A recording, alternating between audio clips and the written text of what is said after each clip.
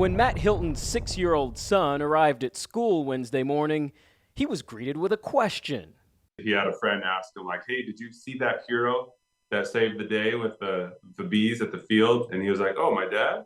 Like most masked crusaders who swoop in and save the day, Hilton is shy about calling himself a hero.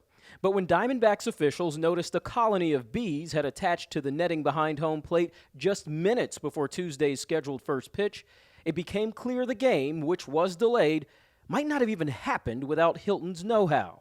Here he comes, the hero of the day. Matt Hilton is his name. He has lived it up.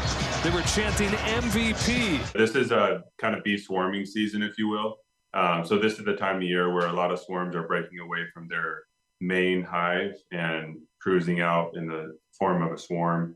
And we get a lot of calls from businesses and from people at their residences to come take care of these swarms. In fact, over the years, sporting events across the Southwest have seen their share of springtime bee disruptions. Uh-oh. We're getting a swarm on the field. Look at everybody's hitting the deck. Oh my gosh, I've never seen that. Once Hilton's job vacuuming the Chase Field colony was done, he got lost in the moment, entertainingly egging on the crowd, launching 15 minutes of viral fame in the process. I was just thinking, hey, soak this up for a second, give a couple fist bumps, play to the crowd, and that was super cool. And then when I got down and they offered, like, hey, do you want to throw the first pitch?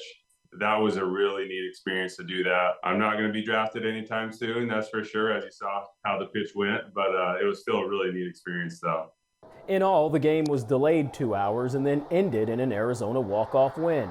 As for the bees, Hilton didn't want to say exactly where he took them, but he and the team at Blue Sky Pest Control typically try to repatriate the bees in a safe place.